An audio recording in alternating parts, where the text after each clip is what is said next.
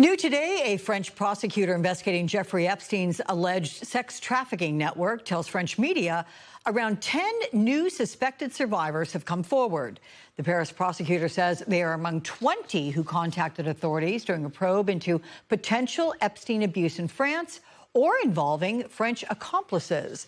The widening investigation into the late sex trafficker's crimes comes after House Oversight Democrats held an unofficial field hearing this week in West Palm Beach, Florida, with emotional testimony from Epstein survivors, including Rosa, a model from Uzbekistan who described being abused while Epstein was under house arrest and had never spoken out publicly before. I spoke yesterday with Epstein survivor Danielle Bensky, who also testified. It was incredible to hear Rosa's testimony. I think she's opening doors for a whole new community of survivors that we really haven't seen come forward before. We know that there are a lot of victims and survivors that have come from other countries whose visas were fast-tracked, and we just haven't been able to really hear those stories yet. So I think her bravery was so tremendous in stepping forward and bringing that information to light. And joining me now, Mary Corcoran, co-founder and executive director of the Save America movement. Thank you so much for being here. My pleasure. Glad to have you here as we look ahead to tomorrow, because your organization, it is holding an event. It is going to be in New York. It is building on the momentum that you saw from this week in West Palm Beach.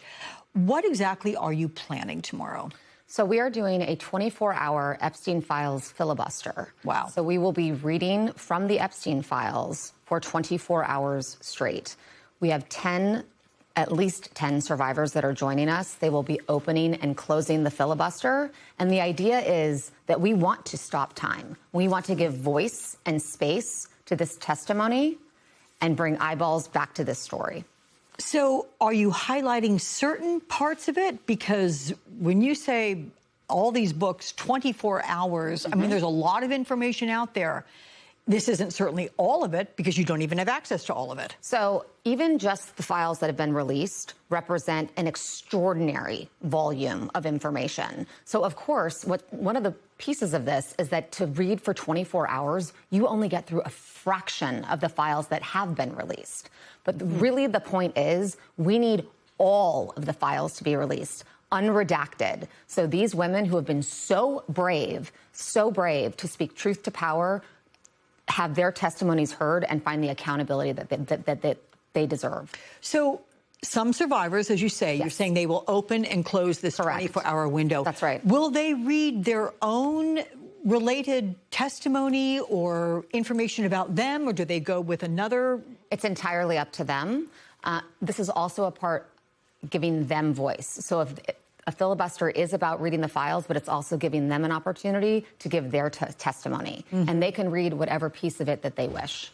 So, as we know, DOJ faced a heck of a lot of backlash for saying, oh, we need a little more time. We're trying to release these files very judiciously. We're we're trying to be very, very careful. And yet, relative to just Rosa, she said that her name was in the files, what, 500 times? That's right. Horrific. That's right. So there will be names, there will be redactions. How will your group address both? So we have edited what is being read out loud very carefully to ensure that those unredacted names of victims are of course, not a part of our filibuster. But part of the thing that we need to draw attention to is the reckless way in which these files were released. The fact that there were victims' names in the files that were not redacted is unexcusable.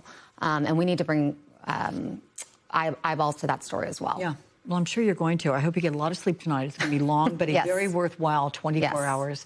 Thank you, Mary Corcoran, for coming and talking. Good luck tomorrow. Thank you.